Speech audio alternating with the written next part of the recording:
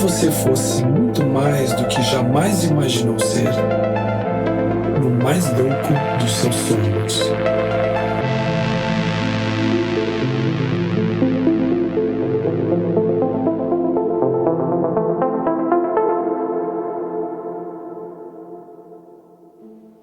A dificuldade em organizar o excesso de informações que estava acessando e integrar externo com interno, sutil com denso, espiritual com mundano, como se fossem mundos separados e incompatíveis, talvez tenha sido o fato gerador da ruptura que se alinhava dentro de mim nestes 18 meses, desde que me conectara com Ian e Kim pela primeira vez.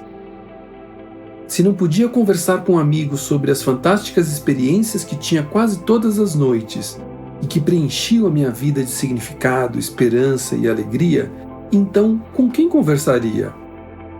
Se não podia aplicar no meu trabalho e na minha vida os ensinamentos que estava acessando, então para que serviriam? Se não podia ser eu mesmo, verdadeiro e por inteiro, então para que viver? Qual seria, afinal, o significado daquelas experiências? O que fazer com tudo aquilo?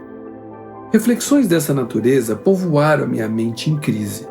Questionava tudo e todos o tempo todo, sem parar e também sem concluir nada. Porque nada me parecia estar no tempo e no lugar certo, e tudo o que via no mundo se convertia no que me parecia ser um absurdo incurável.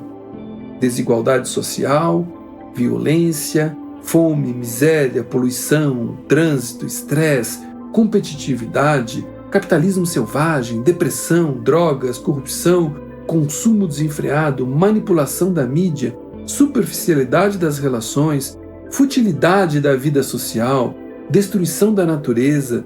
Como poderia suportar esse mundo? Como poderia viver nesse mundo? Como poderia transformar esse mundo? Uma batalha existencial de vida e morte estava em curso nos labirintos da minha psique.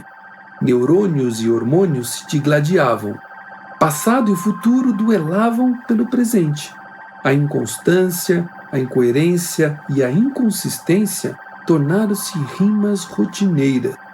Pendulava com uma incrível volatilidade entre sonhos e utopias. Ideias, ideais e ideologias eram os ingredientes que alimentavam esses paradoxos em série. Os conflitos entre o novo e o velho, o dentro e o fora, a verdade e a mentira, mostravam-se cada vez mais evidentes. Teses e antíteses buscavam suas sínteses.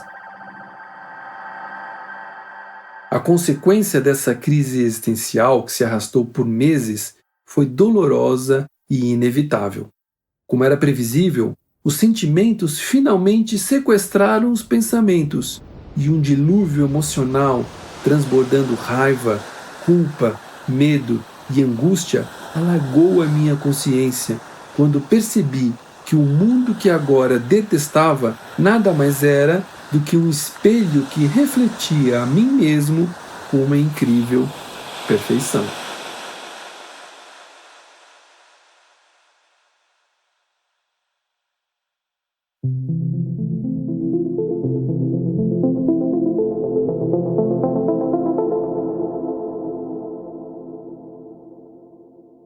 Estava em Caraíva, na Bahia, em janeiro de 2001. Após o Réveillon, fiquei sozinho por uns dias para me recompor da overdose de comemorações de fim de ano. Era meio-dia e o sol escaldava. Caminhava pelas areias fumegantes da cidade rumo a um PF de peixe. No meio do caminho, me senti um pouco indisposto e sentei embaixo de uma árvore sombrosa. O calor era exorbitante. Respirava em gotas. Fechei os olhos por alguns instantes, pressentindo que iria apagar. Um eclipse me alcançou. Ao despertar, ainda zonzo, vi uma bolha de energia se formar na reta do meu olhar. E dentro dela, alguém inesperado se manifestou. Parecia uma miração, mas era muito real para não ser verdade. Respirei fundo, fechei os olhos novamente e, ao abri-los, lá estava ele, bem à minha frente, radiante e pomposo, um divino ser de luz. Estabelecemos um hiperlink telepático imediato. Seu olhar vidrado de mestre perfurava minhas defesas mentais. Olhos nos olhos, mente com mente, ele sabia tudo sobre mim. Estava magneticamente entregue à sua sabedoria. Não havia segredos, disfarces, nem mentiras possíveis diante da sua astúcia transbordante. A verdade nos conectava. O fluxo nos envolvia. Uma mensagem importante estava prestes a ser entregue para mim. E foi assim, sem mais nem menos, que o pequeno jegue falou comigo. Quem é você? Eu?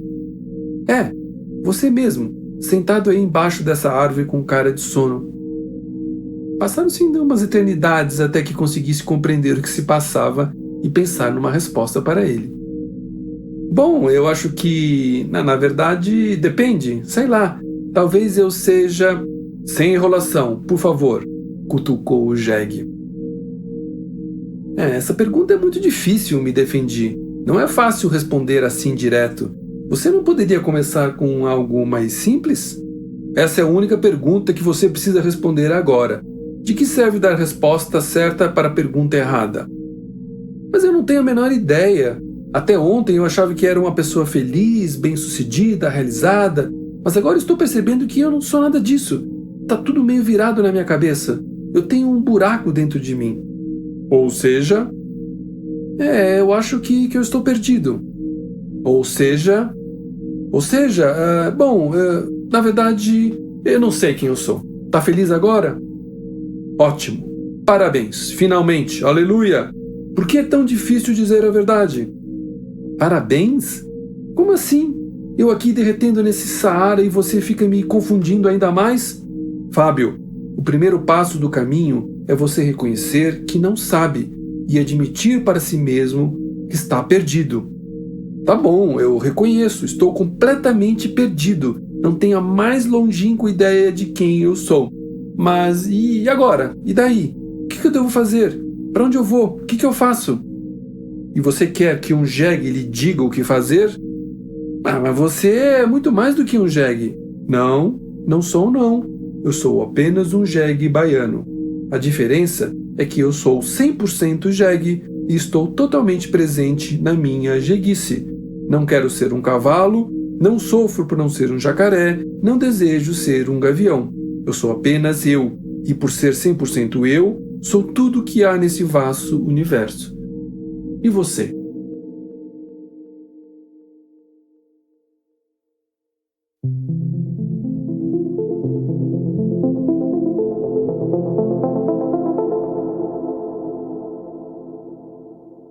O efeito do choque de realismo foi amplo.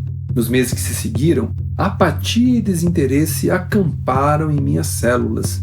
Afundei num pântano caudaloso de mim mesmo, enquanto observava, entorpecido, as amizades ruírem, o namoro esgarçar e o trabalho, antes uma fonte inesgotável de motivação, se transformar num fardo tedioso e insuportável.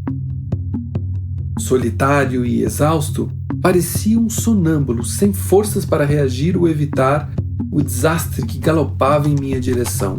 Sem que ninguém pudesse me ajudar, sonhava secretamente com um final rápido para aquele pesadelo.